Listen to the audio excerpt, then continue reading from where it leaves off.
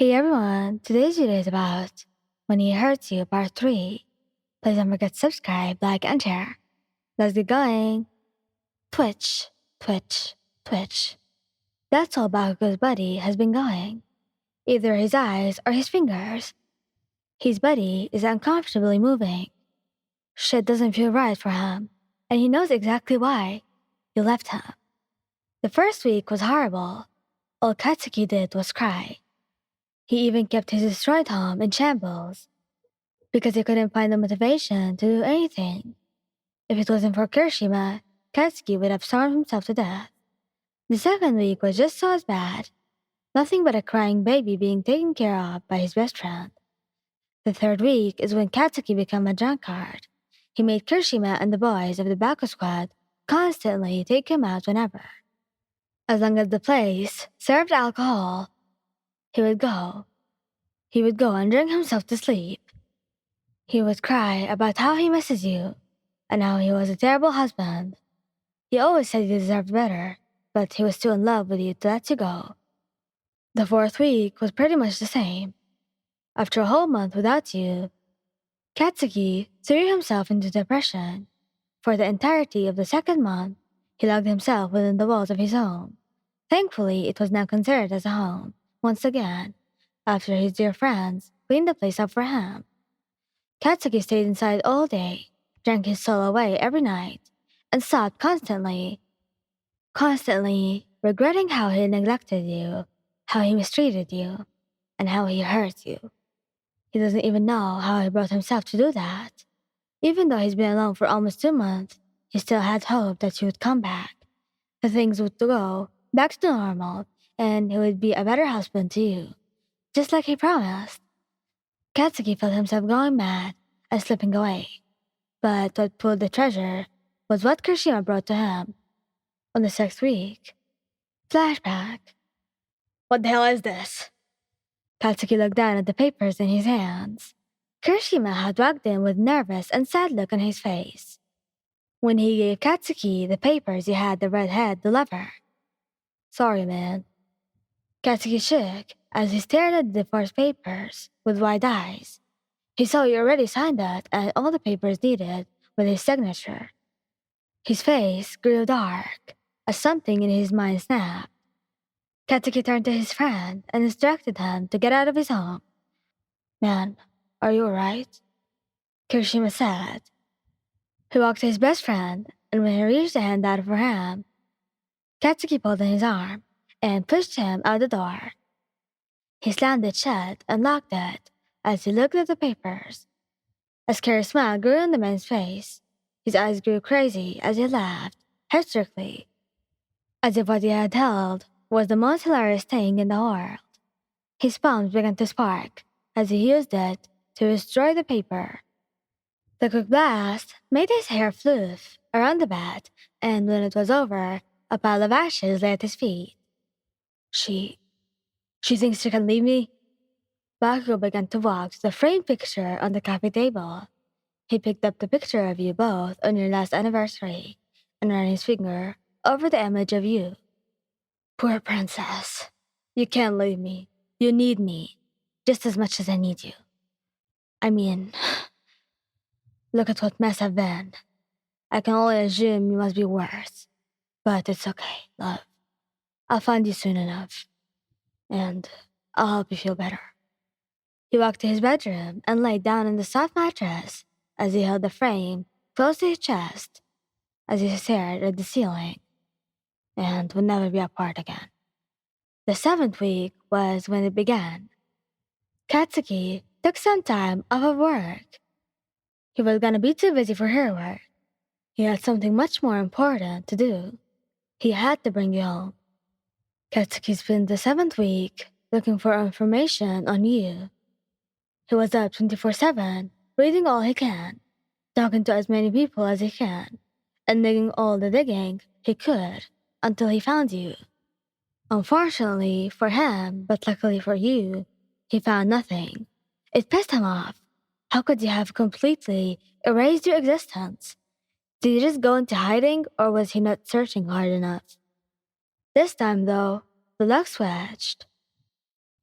Katsuki was just walking to the store when he looked to the far side and saw in a cab. He had to do a double take to make sure he wasn't mistaken, but after a good glance and taking a picture for confirmation, he knew it was you. His body almost betrayed him as he almost went into run after you, but luckily his brain stopped him. He had to think. Katsuki hid in an alleyway nearby as he watched you from the far side. When the driver continued down the road, that's when he began to follow you. He used his ear training and quirk to keep up with the car. He followed you for miles until the cab finally stopped at some hotel. He watched you walk in and decided this was far enough. He knew where you were now. He could wait a little longer before snatching you up. If he did it, now in broad light, chaos would break out. He had to wait for the perfect moment to get you back. He was okay with waiting. He knew where you've been saying, how to get there, and knew what time you got back from whatever that cab picked you up. And then it hit him. The cab. Katsuki went back to look at the picture he took of you in the cab and checked the license plate. With this information, he went home to find where the vial was. Katsuki busted the door open to his home and ran straight to his in-home office. He went to log onto his work laptop that he used for hair work.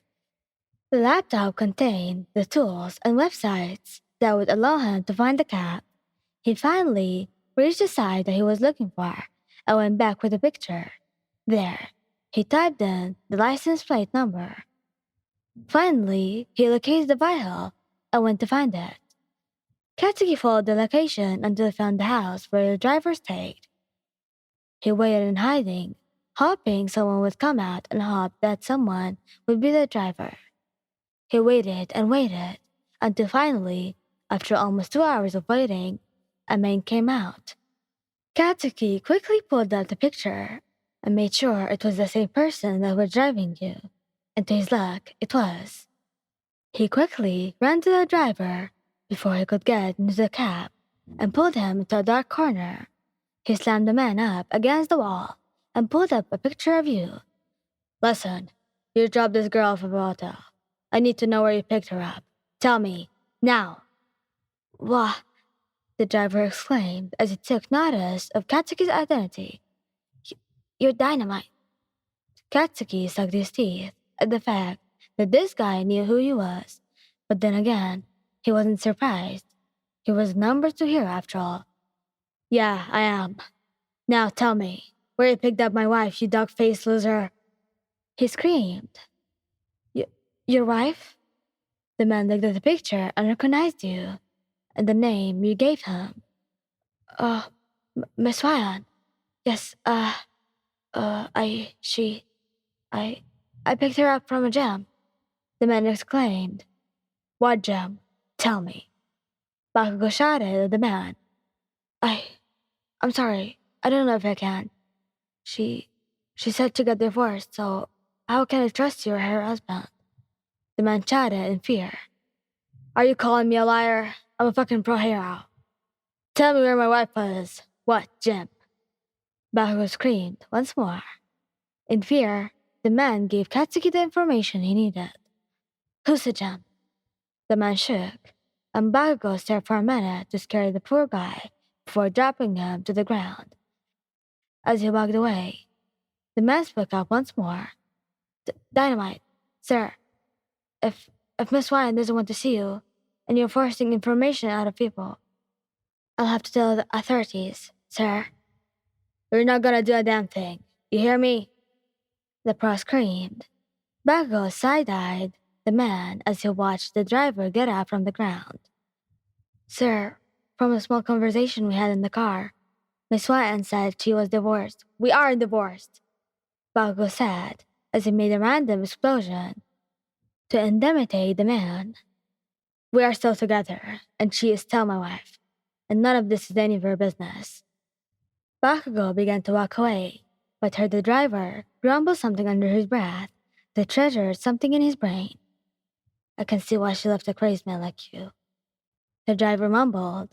Katsuki quickly snapped his body to face the man and jumped on him. His burning hand found its way around the man's neck and began to squeeze. The hell did you say? You're gonna wish you never said that, you fucking fool. 'Cause now those words are gonna be your last words. Bakugou said before he activated an explosion and killed the man.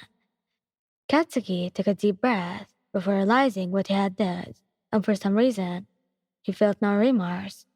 And he knows why. That idiot should have known better than to talk about me and whine like that. It's his own fault they died. Bakugou said before walking away from the gruesome scene. He acted like nothing happened as he made his way to the Husu jump. He just needed to know what time he got there and when. Then he could finally go home before continuing his plan for the next day. Thank you guys for listening. Hope you liked the video. Please don't forget to subscribe, like, and share. Goodbye!